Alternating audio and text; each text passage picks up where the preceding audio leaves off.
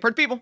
Welcome once again to the Party of One podcast, the actual play RPG podcast where the gaming table is always set for two. I am your host as always, Jeff Stormer. This week, I am joined by Craig Burton for a game of Maschine. Maschine by Machine Age Productions is a game about space horror. It is inspired by games like Alien, Prometheus. Stories about ghosts in space is really the best way to put it. It's a genre very close to my heart.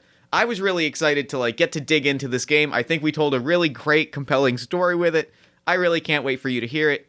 Check the show notes for more information about where you can pick up Maschine. I think it's a really cool game, and I think it's worth your time. Craig is one of the hosts of The Game Master and Me, which, as the title suggests, is a actual play podcast focused on two-player role-playing games, which is to say, if you enjoy what we do on this show, there's a pretty good chance that you would enjoy what they do on The Game Master and Me as well. You should check that out at thegamemasterandme.com. One quick note before we dive in, I am headed to PAX Unplugged literally as soon as I finish recording this intro and outro. So if you're around Philadelphia, Pennsylvania, December 6th through the 8th, that's today, tomorrow, and Sunday as to when I'm recording and releasing this episode, you should find me and say hi. I would love to chat with you. I'd love to hang out with you. I'm really not going with money plans. I have 2 panels, which I'll talk about briefly. Otherwise, I'm just kind of walking around and doing stuff, so find me. I am going to be on the Smack Talk Showdown tournament panel this Friday at 9, which is tonight at 9 p.m., 9 hours after I record these words. I'm going up against friend of the show, Ovidian the Cobra, in the first round, which is to say, I'm probably getting knocked out in the first round, so I'll be around to hang out. Then Saturday night at 5:30, I am moderating a panel on the shared language of professional wrestling and role-playing games, which, if you've listened to any of this podcast, you can probably assume is a topic very close to my heart. I hope that you'll make it out to either or both of those panels, or if you're in the area, just at me and we'll meet up and chat and it'll be great. With all that said, let's throw it over to me in the past so that he can get started with the show. Take it past me. Thanks, future me. This week I'm sitting down with Craig Burton. Craig, thank you so much for coming on Party of One. Thank you very much for having me on. So, real quick at the top of the show, why don't you take a moment and let the lovely listeners at home know about anything you've got going on that you might want them to know about. Cool, thanks. I'd love to. So I'm Craig Burton, and I co-host a podcast with a friend of mine, James Holdstock, called The Game Master and Me, which is kind of similar to this. We play sort of 2-player games and stuff. In fact, we were inspired a lot by you, Jeff. That makes me very happy. That means a lot to hear. I'm very touched. Yeah, it's cool. It was a while ago when we decided to sort of start trying to do it. And when I was looking around then, there wasn't that many of them about doing 2-player stuff, apart from you. And now there's millions of them. But yeah. There are dozens of us. Dozens! Yeah. But it's all good fun. I love it. We started this, we were the only one. And to see a community come up has been very, very, warms my cold, bitter heart is what it does. And so it should. Yeah, it's great. It's great. I love it. So, speaking of cold, bitter hearts, this week we are playing a game called Maschine, which is a game about ghost stories in outer space, inspired by, horror movies like Alien and Prometheus and all sorts of other kind of long, dark hallways and horrible space creatures. It's going to be a very light, fun, happy-go-lucky episode, I guess is what I'm trying to say here today. Yeah, I can hardly wait. I'm honestly so excited. I love a good space horror story, so I'm really excited to dig into this. So, why don't we go ahead and dive right in? Cool. Why not? So the first thing we're going to do is we have to kind of figure out the the what, where, and when of what our horror story is going to look like. This is a few notes about the game's genre and setting. This is soft science, hard horror. We're not going to play we're going to play fast and loose with science concepts, but the thing that we're going to really stick to is that this is bleak, hard, isolated horror. We are in a world where the world that we exist in is the distant-ish future, just far enough that there's space stations and weird machines. At some point in the not too distant future, space stations are deployed around the world. They become a hot fad until a gamma burst wiped them out and left them tattered and ruined, and also caused reports of, well, I wouldn't call them ghosts because there's no such thing as ghosts. Of course not. Right? No, none at all. But something has happened on these space stations which has caused, people to go there and not come back. And there's a rational explanation. It's bound to be. There's got to be. There's science, and science is never wrong.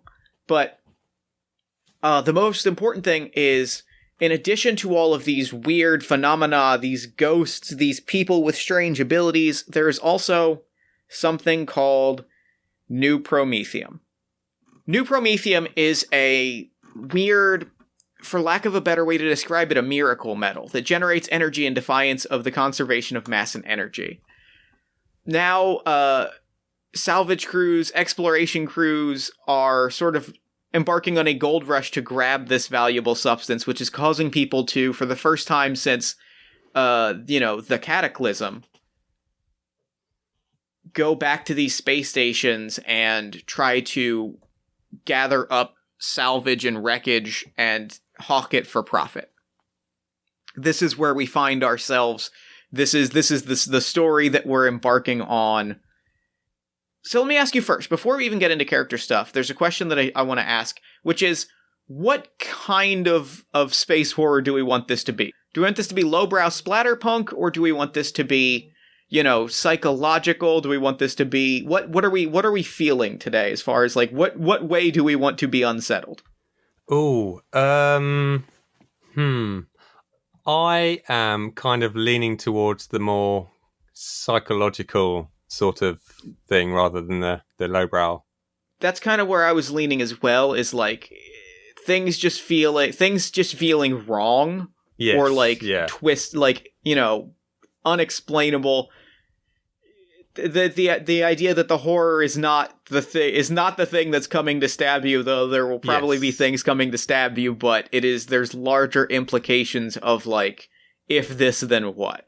Yes, yeah, I like the idea of, I love a bit of mystery and trying to figure out what's going on, So agreed. Yeah. Very much agreed. So then, the other thing that I think we need to kind of think about, the other question to kind of answer, is, what are we doing in space? Like you have some thoughts on character that I want to hear from you, because there's some thoughts I want to bounce off of that. But, like, what do you think within this setting are you doing kind of in space? You know what I mean? Like, what's the mission? What's the operation? What's the role that you're on this desolate ship, this desolate space station to undertake? Yeah, okay. The role on this desolate space station. So that was kind of... I picture this guy as an engineer. Will Jackson was the name I came up with. I like that. It's a good classic horror protagonist name. Excellent. I picture him as an engineer, and he is trying to... his particular role. Sorry, you want to know what the operation is, what this ship's going to do, or yeah. Like, I'm thinking, because I kind of love the idea of it being some kind of I love the idea of, with all of this setting stuff, like, sort of, there's a horror of, like, there's, like, kind of a best case scenario horror where, like, that really appeals to me, the idea that this is something where it is a company ship that is going somewhere to scavenge something, or going to just, like, load up on supplies, where it's something that, like, the best case scenario, like, if nothing goes wrong, and things are gonna go very wrong, it's still not great. You know what I mean? Yeah. Absolutely. Okay, so I guess he is an engineer. They are going to perhaps there's a ship already out there that's already loaded up, and something happened to it, which meant it didn't make it back. So I like that a lot. Go and figure out what went wrong and cross load and come back.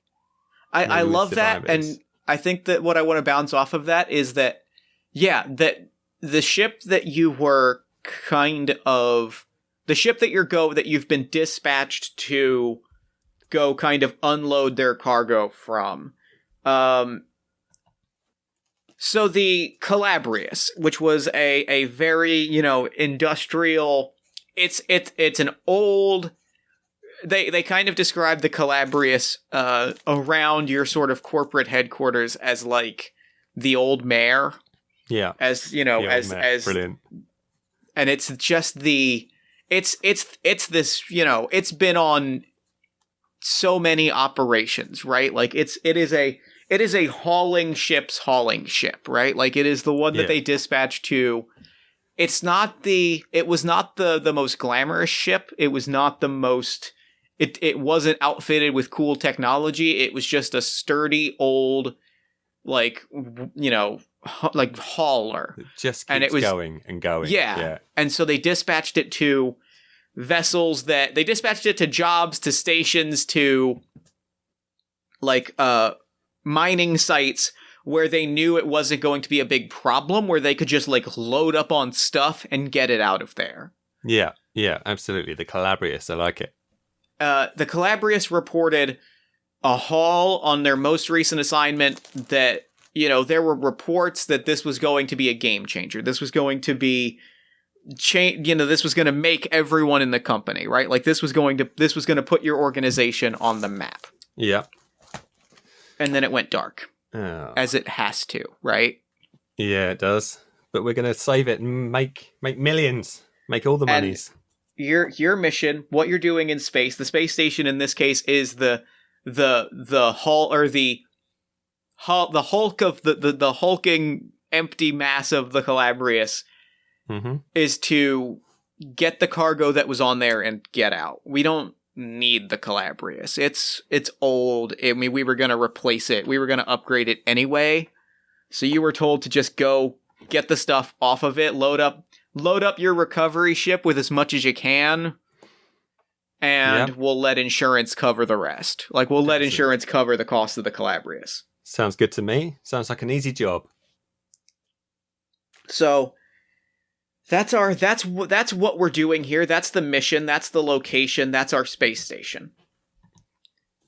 So now we kind of bounce off of, now we build our characters. You tell me about, is it Will Jackson? Will Jackson, yeah. Tell me about Will Jackson, and then I'll tell you, and then I'll start making some notes, because I have to make a secret character. Oh, yeah, you do. Okay. So what do I know about Will Jackson? Will Jackson is probably mid-30s. He is... he's a little bit down. He's not the most optimistic of people. He's got a broken relationship and an adopted daughter that he doesn't get to see anymore, for reasons, I think, that are his fault. I haven't quite figured out what they are. I even think we could just leave it at that. Like, I feel like it's just, I mean, that says a lot on its own. It's just, I think, because the thing is, the phrase, well, I don't see him anymore for reasons that are my fault, is very good. Yeah. Okay. That's Will. He's quite a talented engineer, and he's off on this mission. So I think your ex-husband, who I'm gonna name Tyler Pritchard. Tyler Pritchard. Tyler Pritchard is like a Tyler is actually back on Surface, I think. Tyler is back home and works, but I think because you had originally said like they were on the ship, and I wanted to maybe kind of pivot it to because you had said you originally said that you took the job on the ship to like watch over them, but I kind of wanted to maybe float the idea of that, like maybe you took this job. Or maybe, like, you took this job to kind of show Tyler, like, that you've changed and that you can be responsible, and, like, he hooked you up with this position as sort of a, like, starter thing of, like, look, it's a pretty basic recovery ship, like, you'll be good at it. I know you'll be good at it. Just don't fuck it up. Yeah, no, that makes sense. Yeah, no, the reason for that, the original idea was basically in the rules. There's a bit that says make sure the worst thing that can happen isn't just a character death. There's got to be higher stakes. So I was like, what would be higher stakes? So yeah. And then it adds the stakes of like, if something goes horribly wrong, it's that you proved you couldn't do it. You know what I mean? Absolutely. Like, there's that, I like that. There's that really kind of almost toxic kernel of pride, right? Yeah. So, okay, we've met Will. Now we're going to go through our 3 universal elements. These are named after Sigmund Freud's model of the psyche, which isn't widely accepted anymore, but the game makes a point to say, it's a simple model. It's something everyone learns about in high school. We're not assessing it too hard. It feels right in the gut, and that's Maschine Zeit. Yeah. Which I like a lot. So you're going to pick, you've got your id, which is your pleasure and pain, fight and flight, your here and now. You've got your ego, which is recognizing the long-term implications of actions. It is, fulfilling your sense of self and desire. And your superego, which is reconciling your desires with the morals and values set forth by society. Okay. So let me ask you. You're going to pick one of these to be the most important to your character, one of these to be the second most important to your character, and one of these to be the third most important to your character. Yeah. Okay. So, I feel like it's a toss-up between id and superego that are going to be the most important. I feel like id because whatever he did wrong was because he wasn't thinking straight and acting impulsively. Sure. But then also I kind of feel like superego maybe because that voice in the back of his head is Tyler saying, now, come on, you've got to do the right thing here. You've got to make sure do you know what I mean? So I feel like that's going to be the superego is going to be most important at this point because that's he's trying to do the right thing for his husband and daughter. Okay, well then you're gonna look at your character sheet. You're gonna fill out the first 2 black spaces around your id, since it's your second most important, which is to say the 2 that say 25. 25s.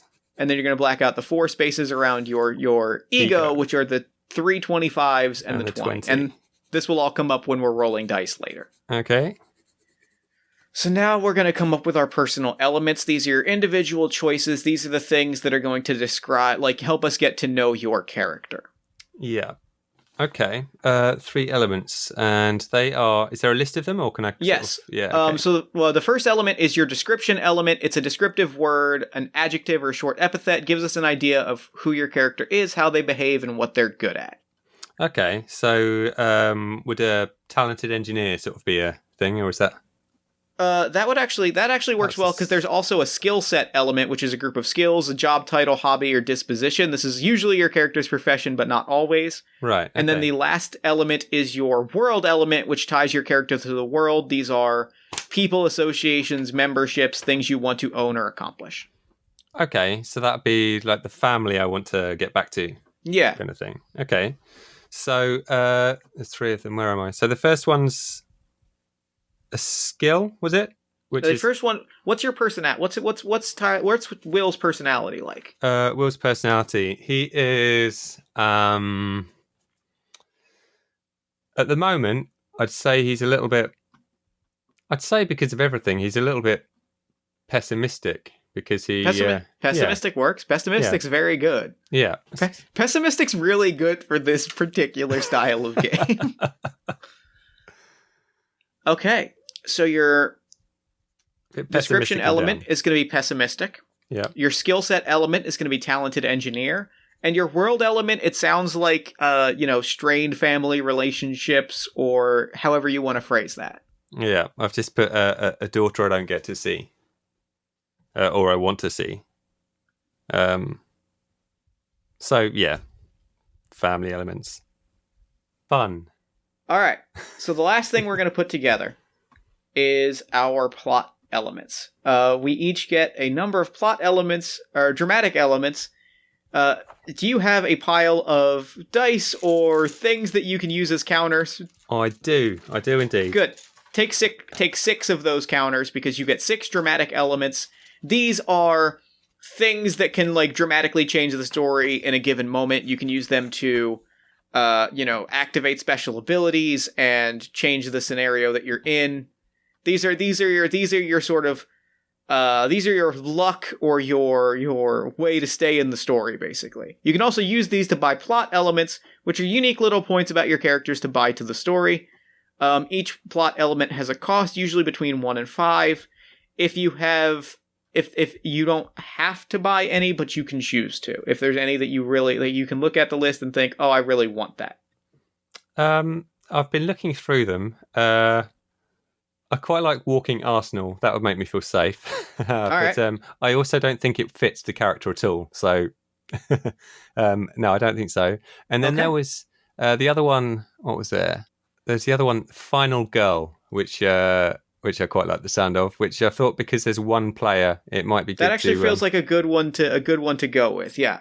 Yeah. So basically, you are the typical sole survivor of a horror story. Anytime you would suffer a fatal wound, you can spend a dramatic element to completely replenish your health. You receive the withdrawn condition for the scene. Either way, you've been given a second chance. Yeah, I feel like perhaps that's probably good if there's only one player, because it means that feels like a solid one. I don't die in scene 1. Okay. And so with that, I think we're ready to go. Excellent. So tell me a little bit about the recovery ship that you're on heading towards the Calabrias. A little bit about the recovery ship. Okay, so it's I've got quite a lot of sort of tools and stuff, because obviously we don't know what kind of state the place is going to be, what state the Calabrias is going to be when we get there. Mm-hmm. So there's kind of a big workshop and a big selection of tools. There's a big sort of cargo area. It's quite industrial and for purpose. It's again not unlike the Calabrias. It's not a pretty ship. It's not, but it does have sort of much more sort of modern things about it, more sensors and more apparatus for detecting and scanning things. Now, you're the engineer on this ship. Like, this is a pretty standard, like, crew, so there's a few, haulers. There is Maxwell and Argyle, who are, like, a pair of mercenaries that are there carrying big honking, bolt rifles. Yeah. But it's like a pretty small, like, crew, because they kind of figure you're just going to walk on, grab some boxes, and leave. Yeah, it's not a long journey. It's just... So, you're the only engineer on the ship. Yeah. So I want to ask you I want to kind of call for a roll right off the bat. Okay. Because I want to call for a roll as you get closer. Signals start coming in, and you see the Calabrias, right? You see that it is this old, the space equivalent of an old wooden sailing ship, right? Yeah. Like, it's blocky and rusted, like space rusted and huge honking hull. Like, it is this old just mass of rusted, slightly twisted metal. Yeah, quite impressive, but also what were they thinking when they went in that kind of thing? Yeah. Yeah. And it's just dark, right? Like, it's just this, it's like barely flickering off of like the light of the sun, like, which is behind you. And it's just this like mass of like black and steel and rust brown. And then suddenly your sensors start lighting up, and I want to ask for a roll to get a feel for what's happening inside the Calabrias. Okay. So how do I do this, Jeff? Okay. So I'll walk you through the process. Marvelous. So what's going to happen here is what's at stake. If you win, let me ask you this. What do you want to find out by scanning things right now? Like, what is Will hoping to find when manning the scanners and the sensors and all the modern doohickeys that's outfitted on your recovery ship? Okay, so Will is hoping to find that that life support on the ship is working, that there's no sort of major breaches, and that they'll basically be able to board and do their job without having to do horrible hard work to get out, if you see what I mean. Yep. Perfect. Easy. So what's going to happen if you lose is you're going to find out that's not the case. Okay. Or you're going to find out that that is the case, but you're going to get upsetting and cryptic knowledge about why the ship has stalled out in the middle of outer space. Right. Okay. So there's our stakes. Yeah. You're going to compile your chances for success. Yeah. You're going to mark off 1 or 2 of your universal elements and add them together. So talk to me about like where your head's at, what you're thinking as you're kind of manning the scanners. Like what are you looking for, and what are kind of the impulses that are driving you to look around? Okay, so the impulse that's driving to look around is the impulse is wanting to do a good job, wanting to get out, wanting to do it smartly and sensibly, and so that would be a superego thing, wouldn't it? Yeah. So I would call that superego. You could probably do superego or ego if you wanted to mark off. So you can mark off one or 2 of your elements between superego and ego. Okay, I'm going to mark off 1 because once I cross this off, that's it gone, right? Yeah. Yeah, so I'm going to mark off 1 of my elements from superego, so that'd be one of the 25s, yeah? Yeah. Or Yeah, you could mark off a lower one, but that would mean it would go very badly. Like, yeah. Because you're gonna add all these things together and try to roll a D100 to get under the final result. Yeah, so that's 25, and then the plot element, the talented engineer. Do I need to spend a thing for that, or does that just?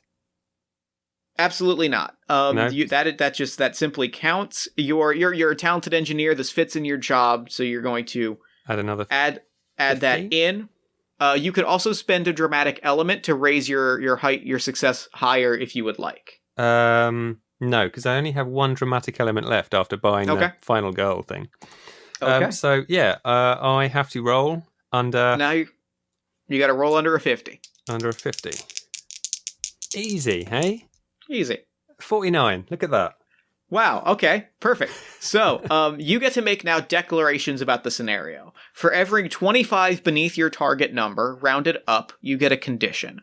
So you rolled a 49, which is 1, so you get to make 1 condition. A condition is a single statement that can introduce or modify a person, place, thing, or event. It cannot remove a character from play, it cannot contradict a previous condition, and it can only affect either the current scene or the next scene, not both, and not a later scene. It cannot change the past, but it can add to it by way of flashbacks. It can. There's some stuff about harm, but we'll cover that kind of later. That's sort of so. Basically, tell me what you find.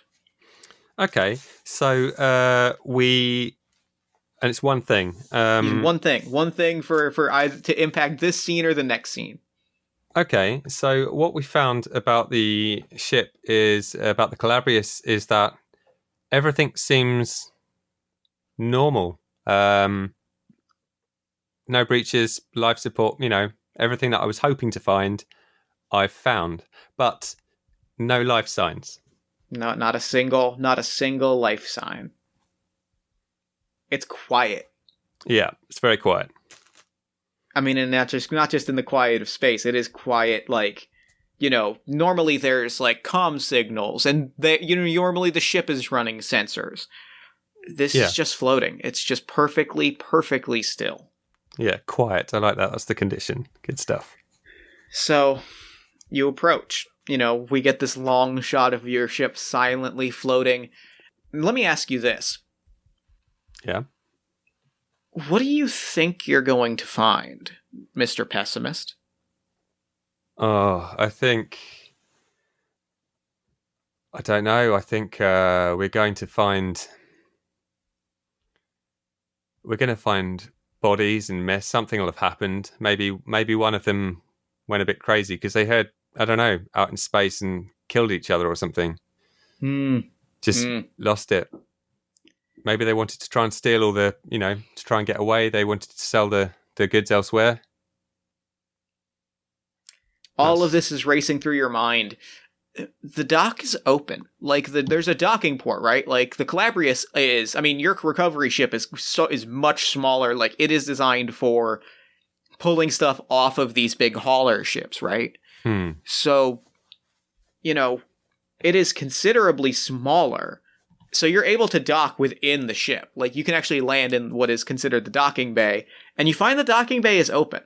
Right. You find the docking bay is available to be landed in. Oh, what if the stuff we've come to look for is already gone? What if it was pirates? What if it was pirates? Ugh. How are you feeling? Are you? Let me ask you. Do you dock within the ship, or do you float outside and try to board and try to float do a kind of a boarding operation? I think we should. That's an interesting one, because there was no signs of anything going on, and if the thing's open and people are gone, I think we should get closer. I think we should try and go in. Okay. Board from the inside. Now, I'm going to ask you a hard question, because I'm going to say that you're doing this, but I want to ask you a tough question. Okay. And I want to give you a dramatic element for this. Okay. You can't, you have that feeling of you don't know, but you know something horrible happened in here. So then why do you feel so confident landing this ship inside the dock? You're right. You're absolutely right. Too bad. It's too late. You're landing the ship, but I need to know. I need to know why you're what impulse is there that makes you push through that corner of your gut? You know what I mean? Yeah. So the impulse that's making him go for it is that he trusts what he's seen, that there's no signs going on. He trusts the systems and the sensors, and I like that. I like that a lot. I mean, it's your job, right? Yeah. He has to go with it, and he's surrounded by he's got Maxwell and Argyle with him, who are heavily armed. And so you float in, and it's clean. It's bright. You were kind of expecting in the back. Were you expecting it to be well lit? No. He's expecting it to be dark. And as they sort of come in, watching on the screens, watching the cameras and stuff, a big sort of sigh of relief as they come in, and there's not another ship or other people going about. It's just, but that relief quickly gives way to the idea that, but it was still quiet and it's still open, so there's still something that's going on here. So, it's safe for now in his mind. You land. Haulers hop off. They carry their kind of grav dollies. They walk them off, and you're walking around. You kind of hop off with Argyle and Maxwell. Everything looks, you've just spent probably a good solid week on board this ship. Yeah. On board your recovery ship. It's not a short process getting out to where the Calabrius was. No. So you're pretty well used to what not the cutting edge ship looks like, but what a reasonably modern ship would look like. Yeah. The Calabrius isn't that. It's a relic. When was the first time you saw the when was the first time you saw the Calabrius in person? Hadn't just heard stories about it. The first time I've seen the Calabrius, I think a few years ago. I've never actually been on the Calabrius. I don't think William's been on the Calabrius before. I think he's seen it. I think he's because Tyler got him on this job with this company and sort of vouched for him. I don't think William's necessarily done that kind of thing. The Calabrius is because of its age and because of its the way it works. I think it has quite speciality people that work on it. That know older things, if you see what I mean, and they need to have their wits about them. And yeah, so he's seen it. William's seen it in passing, and he's sort of seen it docking in places, but never actually been on it. Why the fuck is it so new? Why is everything on here so, like, nicer than what's on your recovery ship? What? Why is you're walking around, you're walking down this hallway, right? Like around the docking bay. Yeah. Why is the inside of the Calabrius so... If they couldn't even clean up the rust spots on the outside, why is the inside of it so fucking new? Huh. This is interesting. This isn't what I'd expect at all. So what do you do? I'm going to go and have a little look around. That engineer in me wants to go and is inquisitive and wants to learn. Yeah, I'm going to perhaps ask Max or Argyle if they fancy accompanying me for a little. You know, we've had a long journey. I think we should stretch our legs a little bit. I mean, this is a simple operation. They're going to be loading up for a little while. We're can be in contact. Let's take a little look around, see if we can find out what happened. Maybe what's going on here. Argyle looks back and forth and is like, Maxie, go with the haulers, and I'm gonna take Brains out for a walk, and we'll see what we find. Oh, I wish you wouldn't call me that. Oh, you're Brains. It's a compliment. Put it that way. Okay. Just all right, Brains. Let's walk. Cool. So we go. I'm calling for a roll here as you're examining this space. Examining this space. This is okay. So I'm guessing that's going to be an engineer thing again. Yep. Ego, I think, is the one that I'd be, because I would say you could pull from ego or id on here. Ego or id. Yeah, it's kind of an impulsive thing. Impulsive just to go and search, isn't it? Yeah. I like id. So I'm going to take off I'm going to take off a 25 on my id. Okay. I feel like I shouldn't be so trigger happy with my high scores, and a talented engineer thing. And yeah, I want to see if I can figure out. So you want a specific thing that I'm looking for, yeah? Yeah. What are you getting? What do you get? Like, broad terms, what are you hoping to get if you win this? Okay, so I'm looking at the ship. I want to.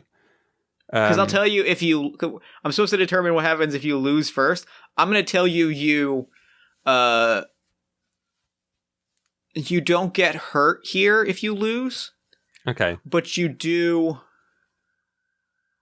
immediately find out some lethal stakes. Ooh, okay. If you lose. Okay. I want to figure out a little bit about why it's so shiny. I want to go and find find a bit of tech, find something on a wall, maybe like a keypad, and just see if I can date it and figure out, just get a little bit of information about it. Okay. That kind of thing, yeah? Yeah. Figure out how old it is. I'll say you can absolutely add your engineer to add your engineer to this. So that's going to be, what does that put you at right now? Below a 50. I need to get below 50. And 14. Look at that. 14. Perfect. 14 minus 50, or 50 minus 14 is 36. Yes. Okay, yes. So that's over 20. That's over 25. So that's up. So that's going to be rounded up to. You get 2 conditions out of this. 2 conditions. Okay. So.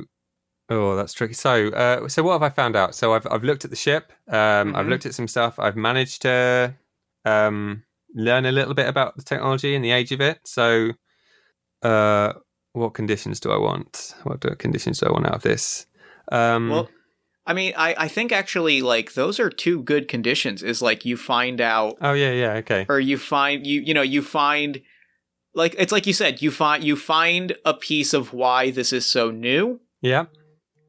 That's a good why this is condition new. right there. What Yeah. else do you want to? What else do you want right now, Why this is new, Mr. Pessimist? Mr. Pessimist. I want to. Why this is new and where everyone is, Okay. where people are. So maybe a last communication or something. Or that seems a little bit. The last time someone came through and used something here, like a date stamp or something, you know? Yeah. It is a communication, actually. Like it's an intercom. Like it's an intercom thing. It is an intership communication. Yeah. What you find is you're poking around and you find the repair records. Like you find there's this beautiful touchscreen. Oh, I like that. Yeah. Console on the wall. Way nicer than the ones you have on the ship. Yeah. How does something so old have such nice equipment? You play around with it. You find the repair. That's the voice in your head when you find the repair records, right? Yeah. The Calabrius has not been repaired recently. The Calabrius, or if it has been, it's putting a patch of carbon steel on the outside. Like it's, you flip through and you find like comms pad was repaired. H key was sticky. Yeah. And like okay. you find like a screenshot or like an image display of the most, IBM 1985 ass keypad. And it's like H key was jamming. Replaced. Okay. Old equipment. Weird. There's no record of any of these upgrades. And the last communication that you find is from Captain Alistair Mulheron. Alistair Mulheron. And it is a message from Alistair that just says, I've considered your terms. There's no looking back now. Oh. I'm willing to go with you. You need a captain. And I accept. Oh. Alistair left his job. I mean, that could just be accepted as another job. And now, the thing about that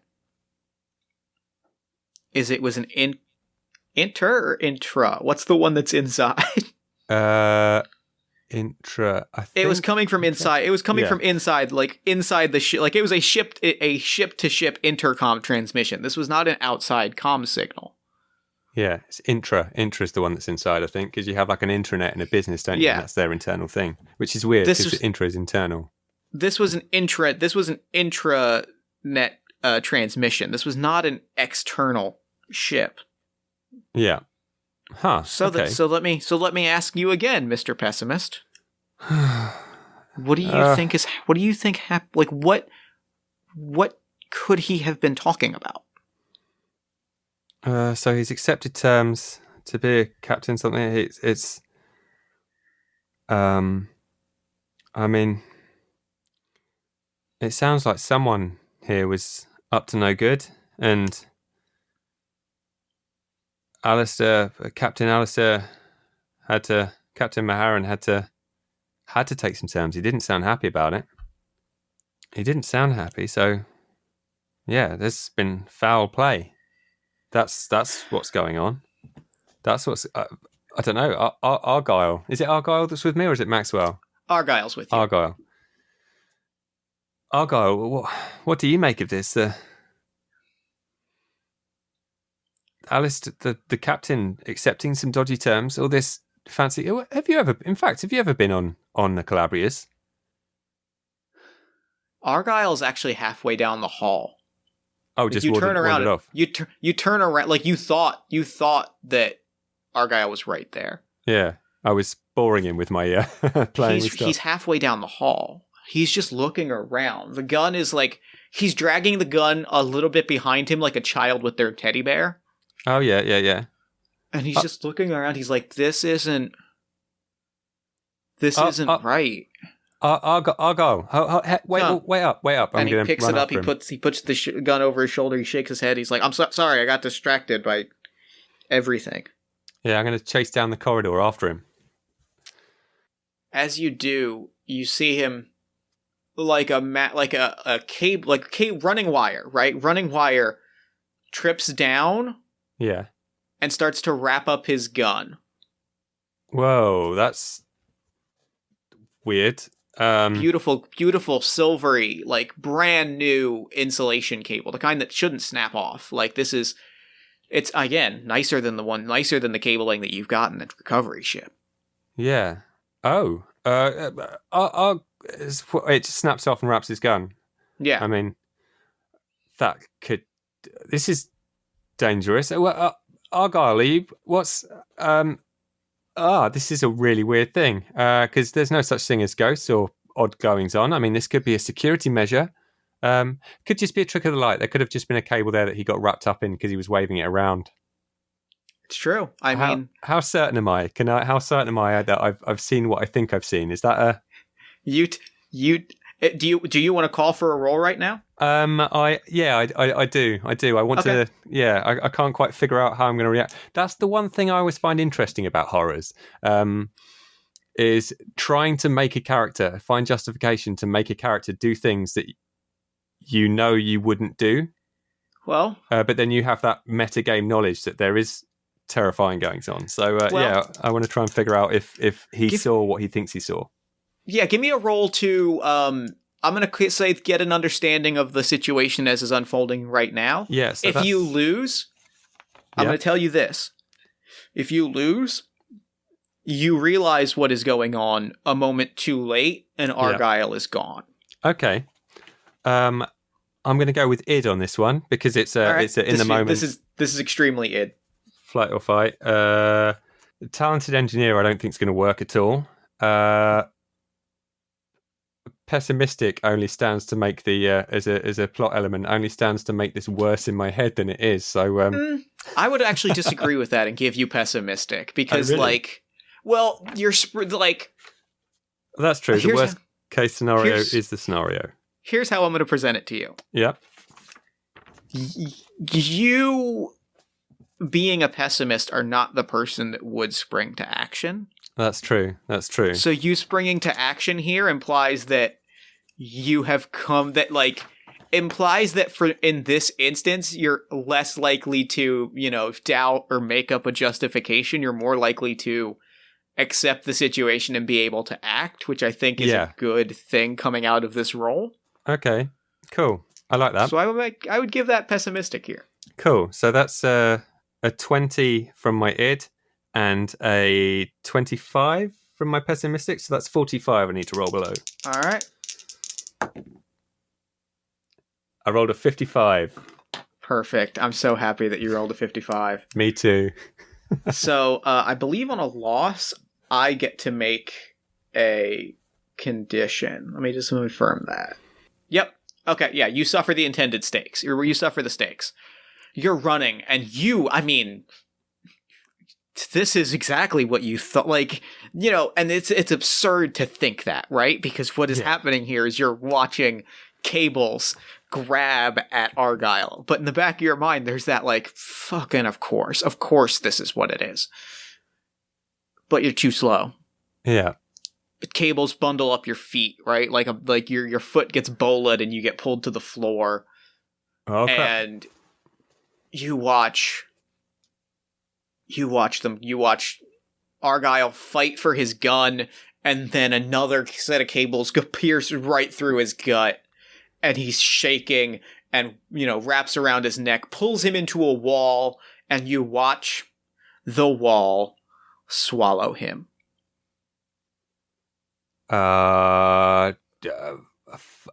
Fuck. And wow. As all of this is happening, you hear the hum of systems come to life. Yeah. You hear that soft, electrical buzzing. Oh and shit! Yeah. You swear you hear a whisper. You swear you hear, "We don't need Marines here." Oh. Okay. So. And your foot is free. My foot's free. That's. In fact, there's not even a bruise or anything. It just it comes free. Huh. There's no cables. Wow. That was.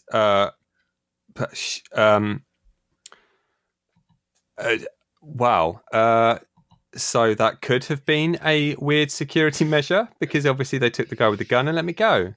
That's weird. I mean, that's the only rational thing it's got to be, right? But I mean, it couldn't be that this. Are you thinking rationally right now, Mr. Pessimist? No. I'm having a lot of fun with that element. If you can't tell, that's true. I mean, but obviously something's wrong with it. I mean, worst case scenario, the ship's alive and it ate him to power itself, but that's ridiculous. Ridiculous. Yes. Oh, wow.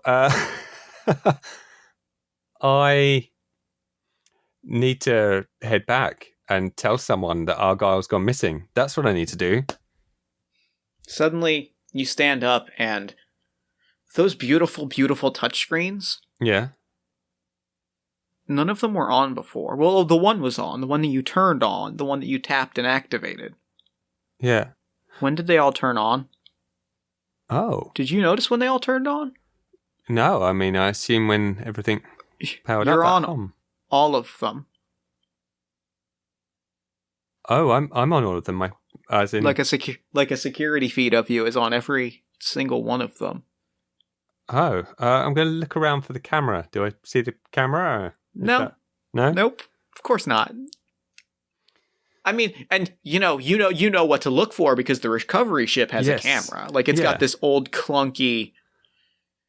This is crazy. Okay, I'm going to. I mean, pessimism and having to go and find someone is. I want it to take the back seat to my kind of engineering sort of curiosity. Okay. Yeah. I'll call. Yeah, for sure. I mean, you've got the skills. You know engineering like the back of your hand. Yeah. So if the screens are on now, then I'll maybe be able to tap into them and and figure out where Argyle's gone, where it's taken him. Yeah. Give me a roll for that. I'll tell you what's going to happen if you lose is that you see him and it's actually worse than you thought. What happens if you lose is that you see him. Let's put it that way. Superb. So this is that's a very rational thing that I'm doing. Yeah. Yep. So that's a super ego thing. Is it a super ego thing or is it an ego thing? I might call this an ego thing. Ego thing, yeah. So that's 15. And talented engineer.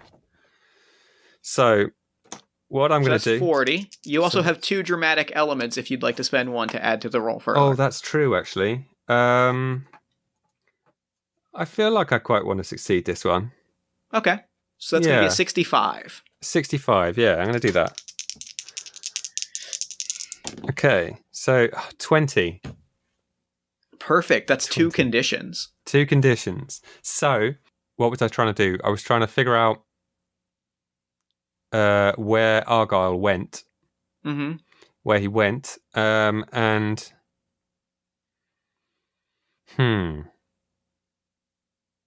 I guess a little more of what this tech is. But I suppose, I mean, I kind of feel like because there's 2 ways I can find that out, right? There's the horrible way that you can show me, which is Argyle's twisted body somewhere in the bowels of the ship. Well, you don't see that. Let's put it that way, is that you're going to find out that Argyle, you find out what happened to Argyle, but you don't see him. But that's what I mean. I could find out that he's somewhere. But likewise, with the technology, there's a way that I could find out what it is. That it's more advanced and it came here from a little bit of information about where it came from rather than what it is, if you see what I mean. Yeah, for sure. So yeah, you start looking, right? You start like tapping around. You don't what do you even search for in this instance? Like what records do you even try to find for this? so for Argyle or For like, how do you even find out where Argyle is on this weird ship? in general, are the thoughts that are crossing your head, and yet, sure enough, you know, it's funny. You're 200 years in the future, and yet one of the things that has never gone away is suggested search terms. Brilliant.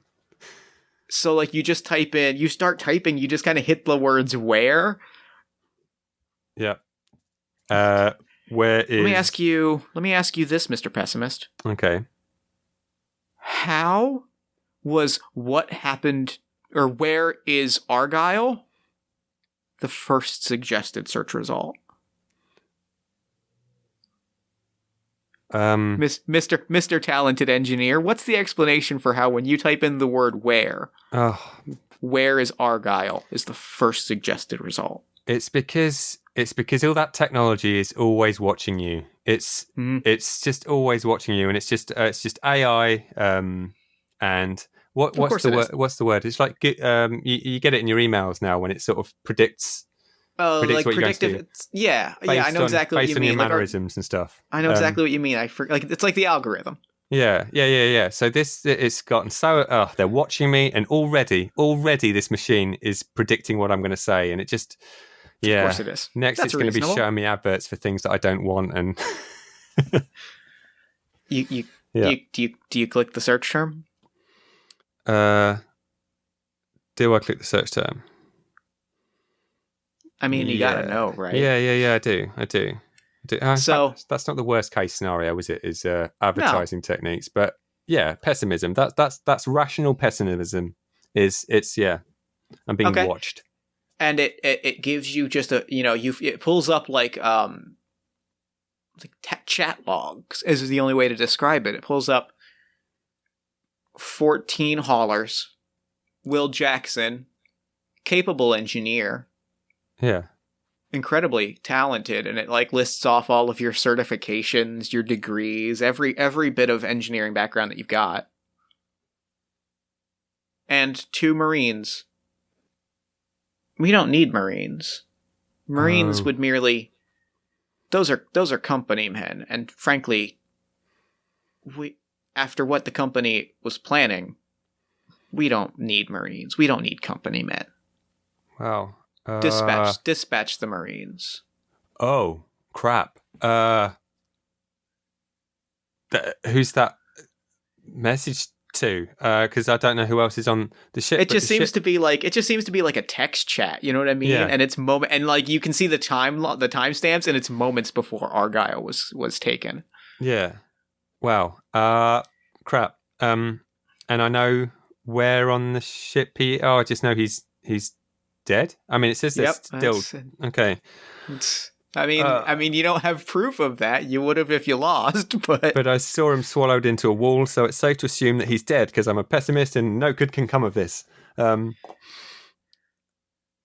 I should probably go and warn Maxwell that he could be in danger. And the other condition that I'm going to add, I'm going to use your other condition of finding out a little bit more about the tech. Yeah. Is you get a call. I get a call. You get like your comm lights up, and it's Roysby. Roysby is one of the haulers. Roysby. Okay. Roysby. Hello, Roysby? Yeah,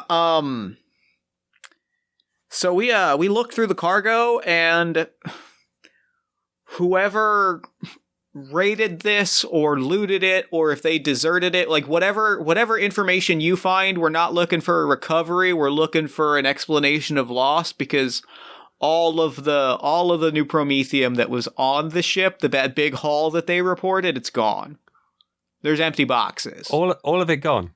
Every single bit of it. It's a bunch of empty boxes. I mean, we could bring back some empty boxes, but I don't think they're exactly starving for office supplies back home.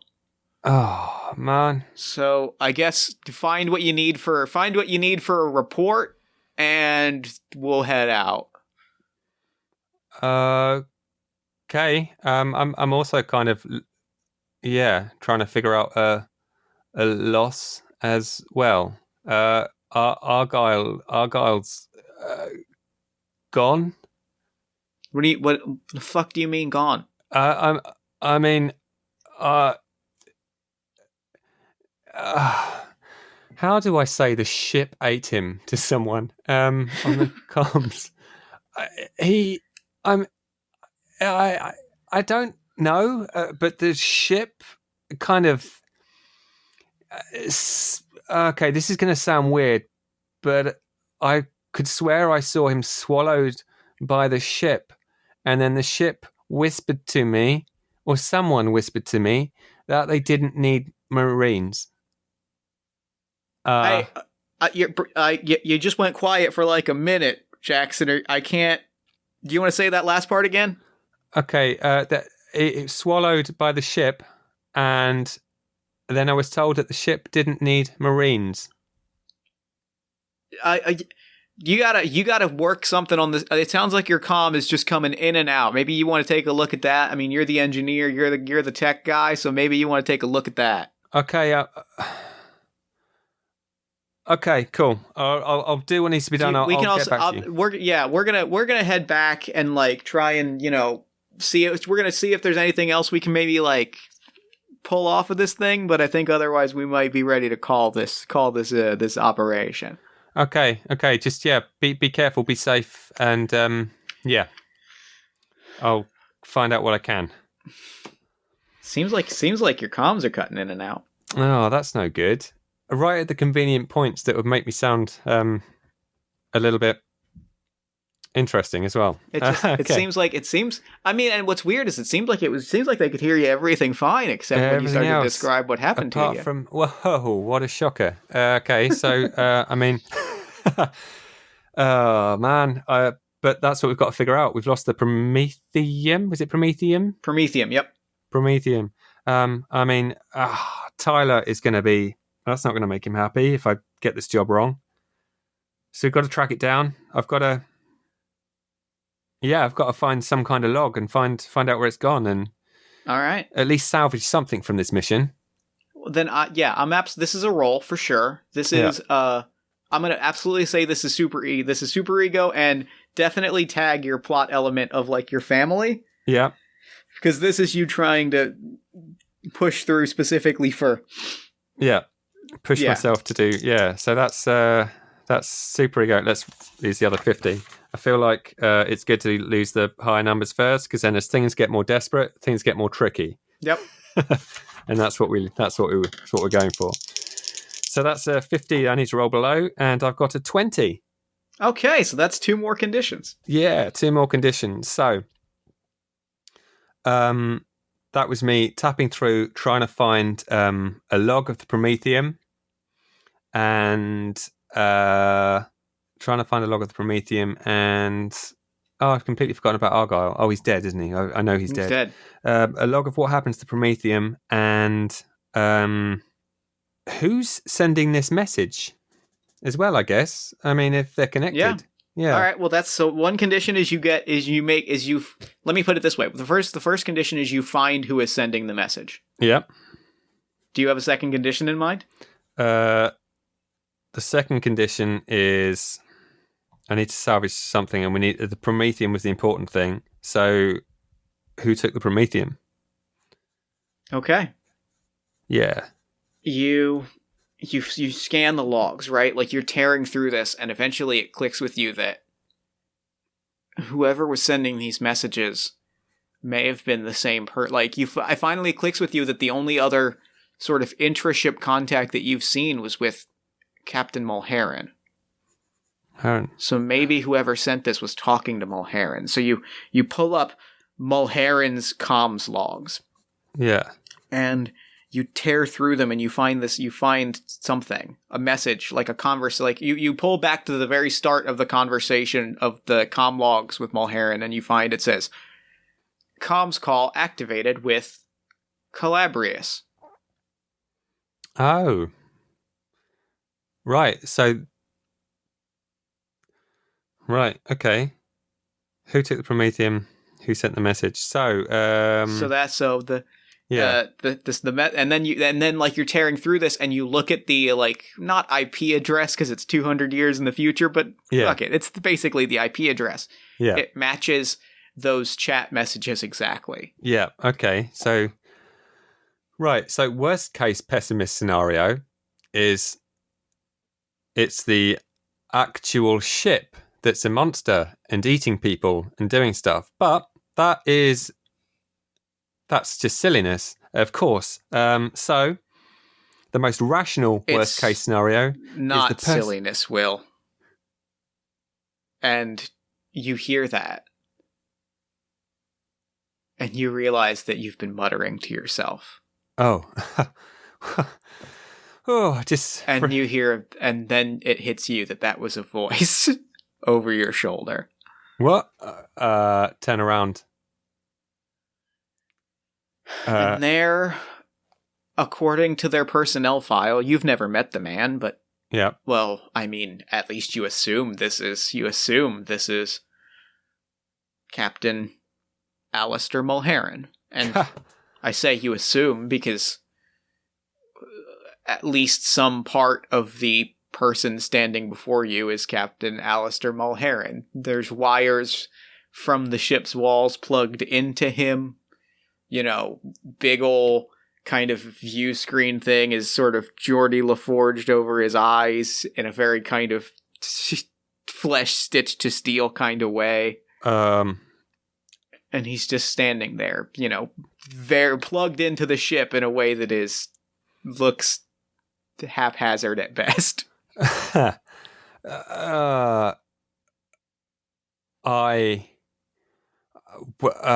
my god. This is not usual. Is the first thing that springs to mind? No, it's not. I am. Questions or run. I mean, the obvious thing is to run back to the ship. But he's talking to me. He's not attacking me. If I was in this situation, I would run. So that is probably what... I think that's what a pessimist would do. That is what Will is going to do. In fact, I'm going to give you a dramatic element for leaning into your worst impulses and running instead of talking things through. Yeah, I'm going to run away. That's what I'm going to do.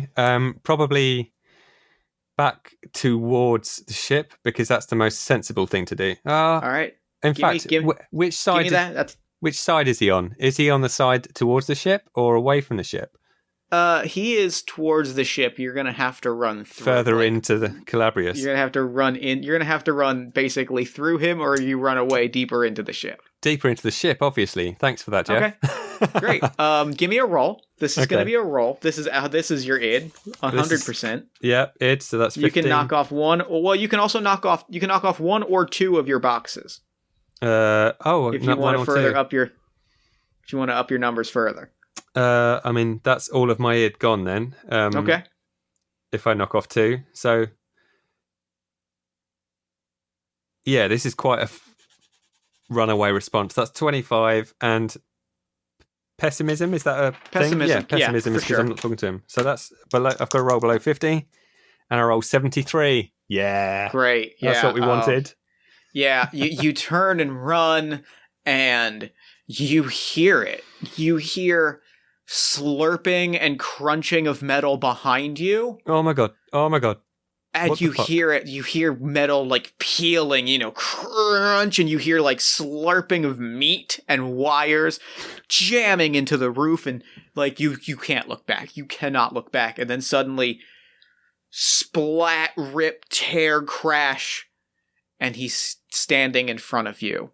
Oh. And he just puts a hand on your shoulder and he's like, "It's okay. It's okay. You don't need to run. It's gonna be like, I need you to listen." Can I move? Is this a... You can move. There's a hand on your shoulder, but you can move. Okay, well, I have no id left, so I can't make impulsive decisions. So it's all ego or superego. So I'm guessing at that point, I've accepted that I can't run from this thing. You're exhausted. It's maybe, and it's probably even physical exhaustion as much as it is. Yeah. Okay. What? What's going on here? Where's Argot? What do you want with me? You're a talented engineer. We all know it. Thank you very much. That's very kind of you. View screens start lighting up with like reports. Let me tell you about the Omnipotus. Okay, Omnipotus. Is that a ship? It was a station, a space station. It's where this hall came from. This cornucopia, this gateway. It's where the gateway that we're all going to use came from. Gateway. It was a research station. Not just any research station, but it was a life-changing... It was the research station of research stations. It was the best and brightest of every scientific field gathered in one place, a think tank. Wow. Okay. And you're seeing these videos of people doing tests and like meetings happening and all of this innovation unfolding. And okay. Will, they figured out how to see the stars. How to see everything. How to travel the moments before the cataclysm. They were so close to cracking a gateway, a tear, a transportation system. I don't know the specifics. Even with all of the voices and the memories, and you're watching, you're hearing this, and you're seeing the cables that are kind of jammed into his eyes, like start to light up, and you're seeing flickering lights. Even with everything in me right now, I don't understand it, but I know that there are so many worlds and galaxies and dimensions that we are so close to seeing. And you mean seeing as in travel to, like faster than light, even faster than that? Yes, or faster than light, faster than time, faster than conceptions of reality. And we are so close, and we just needed a vessel. We all just needed a vessel. They were gonna scrap it. The vessel that was gonna take us to the next plane of existence, and they were going to scrap it, Will. They were going to melt the Calabrius down for parts. Wow. Okay, so you put this in here? No. All this tech? No. The ship, we put the promethium in the ship, and the promethium, the voices, the promethium is the creating the gateway. It's all of this. It's when the cataclysm happened, every single voice, every single thought, impulse, recorded record, all just burned into this metal. Right. And when we put it in the ship, it made contact. Oh. And it gave the Calabrius new life, and it made us an offer, and yes, there were casualties. It's important. That's part of innovation. But yeah, it is. That's true. That's true. He kind of backs away a little bit, but is interested. The ship was reborn, and we learned what they were planning to do with the Calabrius, and they were going to destroy our livelihood. But then we learned that there was another way. We could all see what in this other plane, this other place, and we realized we had a vessel. And you hear the tearing of metal. Yeah. And the splatting of meat behind you. You hear that noise that you heard when Mulheron dropped in front of you. You're hearing it behind you. And we had a crew. But not everyone agreed. So we don't have an engineer. Okay. I mean, that's a real.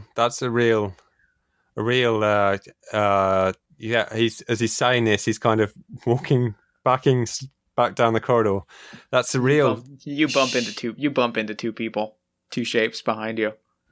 I mean, what about Tyler and Lily? I'll never. I I I mean, what? I can't. What about them? Um, and the Prometheum is still in the ship, actually in the walls of the ship. It is the ship. It is the ship, and like you look around and realize all of this gleaming metal. It doesn't look quite right. Yeah. It's not right. There's something. Yeah. I mean, rational. So I can't do anything. So I can't. Still... I'm gonna call this a roll. I think that you've made a strong argument, and I'm gonna say you can use your super ego and tap your plot element of like your family. Yeah. And see if you can see if you can get through to this. Yeah. Presence. I mean, yeah, I'm going to do that. So that's super ego. And you've got one more dramatic element. One more dramatic element. Unfortunately, I rolled before I decided to use a dramatic element, and I rolled a 53 over my 50. So okay, yeah. Well, so I think what happens is they stop and they're like, "We're not saying you can't have connections," and comm screens come on, and they cut to Tyler's office, which is further out than your comm systems on the recovery ship, which were fairly new. Yeah. Could get to, right? Like that's why you have to make recorded reports and bring them back. Yeah. Yeah. He's spinning in his chair. He's playing with a pencil. He looks at his laptop or his computer screen and falls backwards in his chair. William kind of reaches up and kind of touches the screen, and you're like, "This is happening now." Real? Will? What? Will, what the fuck are those? What? Tyler? What? What the fuck are what? Oh, the Is that Mulheron? Yes and no. Yeah, yes. I mean, yes, yeah, kind of. I think. I don't know. How are we talking right now? I'm not. Okay, pessimism. This can't be real. This cannot be real. I can't be talking to Tyler. I mean, I'm not sure that we are. Yeah. Make me a roll. Use ego.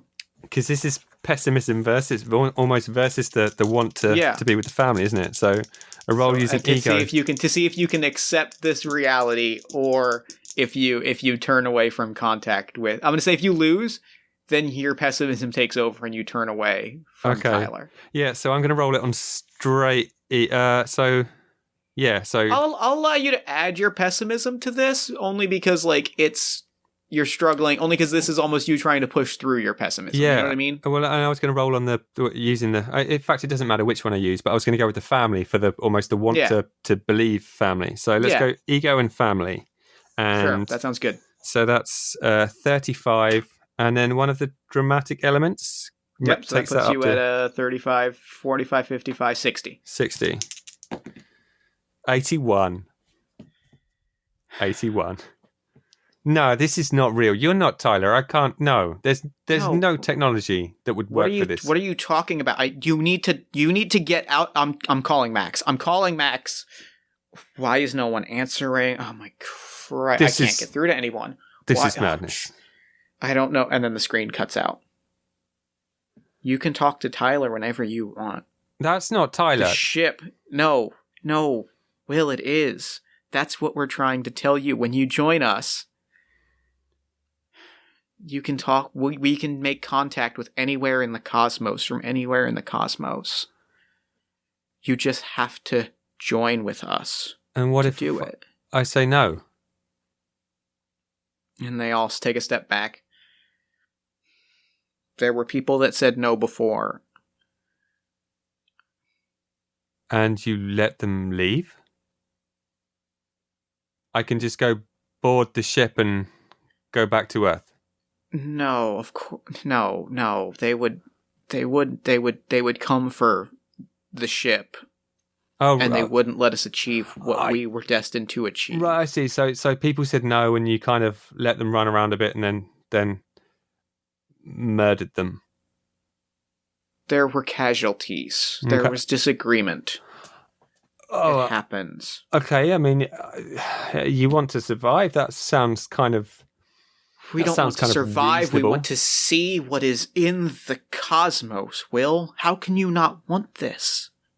But how can I make it better? I'm just a human engineer. You're talking about technology that's beyond my comprehension. Apparently, even your comprehension. Because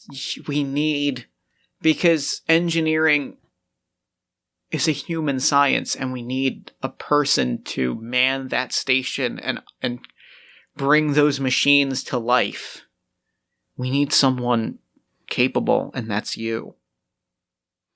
Oh, that's not true. These can't be real people. If you do that, I'm just going to be part of the machine, and you're going to take the data out of my head, and then I won't get to see my family, and I need to get out of here. Okay. Yeah. That's ego. That's ego and pessimism is what that is. I have no more ego. Okay. I only have pessimism. So I'm going to spend a dramatic element on this. And bump it up to 50. Yeah. 33. And okay. Yeah.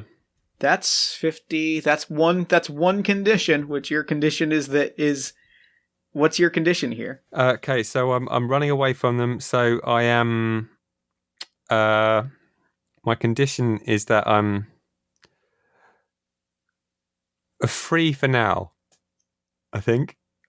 Okay, I'll buy that. Yeah, I'm free of them. So you're running, and you hear that horrible slurping noise into the walls, and you're seeing screens, and they are Tyler screaming like, "Will, I don't know what is happening, but I need you to I need you to contact me. I need to hear from you to know that you're okay." This is not real. This is not real. Just and running. You're seeing screens of.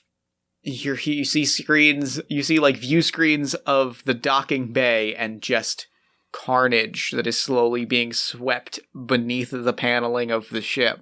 Oh, they've killed my crew. I can't go back there. I need to. And just before you get to the docking bay, the screens all light up. And now you're in the docking bay. But every view screen around you is lit up with things and stuff I don't want to see. Visions. Destinations. I can the promise of the galaxy beyond. So I'm going to ask you for one last roll. Yeah. And that is the roll to get into that ship and walk away. And if you lose, then what you see on those screens is too powerful. Yeah. No, I like it. I liked it. I hoped it would come down to this. So the roll to get into that ship. Yep. Man, because I feel like it's sort of a... I'm going to give... Well, you can shoot one of your plot elements. Either your love of your family or your pessimism will apply. Yeah. But I feel like both of those could also be used to make me want to go back onto the ship, but to walk back into those horrible monsters. So I am going to go with... I want to see the family. Okay. All right. And I am going to throw a dramatic element in there because I've got one more of those. If you've got any super ego left, you can absolutely use it. Because I think you're rationing that none of this is right? You're rationing none that of it's not real. Worth the cost. But I kind of like the 50-50 aspect of it. All right, then go for the 50-50. Let's go for the 50-50. Oh, but he really wants to get out of there. Nah, 50-50, man. Let's do it. Because I feel like he's stood there with all these things creeping up behind him. And what they've said to him is kind of played on him a little bit. But this can't be real. But he also knows when he goes back home empty-handed that Tyler's going to be like, that not going to believe him, because that's just a ridiculous story. No one's going to believe him. So he's kind of between a rock and a hard place at the minute. So whatever he does, 23, he gets on that ship. You get 2. Yeah, you get on the ship, and if it's okay that I take the next condition. Yeah. I think you get on the next ship. You get on the ship, and like there's a message there that just says, "Please don't." Or it says like, "Please don't tell them where we're going. We don't want the corporation to come with us." And it shows you one last time, like you float out, right? Like, yeah. And there's this glimpse of something in the cosmos around you, right? Like time and space warps. Yeah. And then the Calabrius is gone. Oh. And as you float in this ship by yourself back, you have a week of silence, of solitude now. Yeah. And you just are left with this lingering thought. What if? What if? What if I'd gone? Was it wrong? Oh. I mean, yeah. Wow. And that's game. That was cool, man. I really enjoyed that. Yep, I felt pretty good about that. That was cool. I'm not as terrified now as I thought I was going to be, sleeping with the lights on and things, but... Oh, that was good. I liked that a lot. That was fun. Yeah. It reminds me of... There's a book I read once that just went a bit left field. It started off as... I think it was called Blood Music. And it started off with someone stealing some stuff from a laboratory and some people trying to track it down and trying to find out, where it's gone. And then it just all went a bit left field, and this like fungus stuff ended up engulfing the earth and telling people that, we can, people were like splatting about and things. And then it was like, we're going to transcend, and we're going to transcend to the sort of the next stage of evolution and become one with the universe. And everyone ended up deciding whether or not they wanted to go with it. And it was just really bizarre. Just kind of reminded me a bit of that. I'm glad. That makes me happy. Oh, Craig, thank you so much for coming on the show. This was so much fun. Yeah, thank you, man. I really enjoyed that. That was always hard trying to throw someone into horrible situations, but I felt like it went pretty well. It did. Perfect. Well, thank you so much for coming on the show. This was a delight.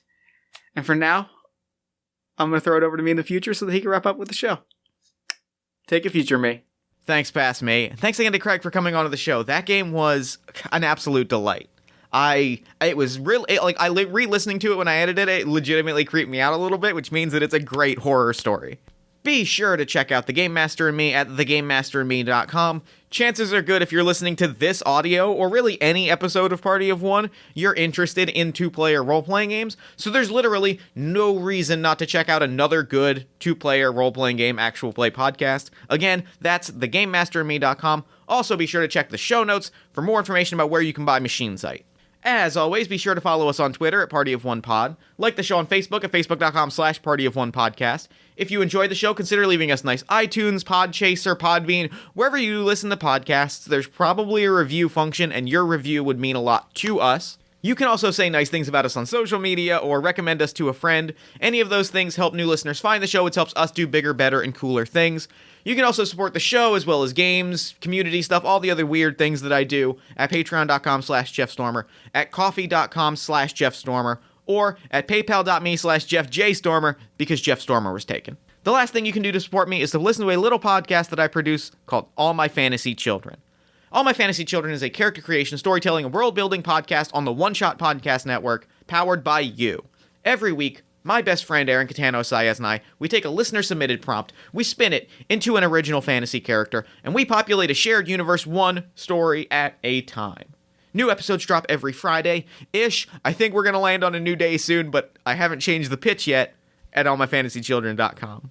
As always, Party of One is produced and edited by Jeff Stormer and Jen Frank. All music for the show comes from the song Infinite Lives by Mega Ran featuring the D&D Sluggers. If you'd like to inquire about advertising rates, press coverage, or about coming onto the show as a guest, shoot me an email at partyofonepodcast@gmail.com. And that's it for me. Until next time, thank you so much for listening. Remember to fight the forces of fascism every single day. Remember that self-love and self-care are radical and defiant acts of resistance. And as always, party on, everybody, and I will see you at PAX, because literally I am leaving in like 10 minutes when this episode is posted.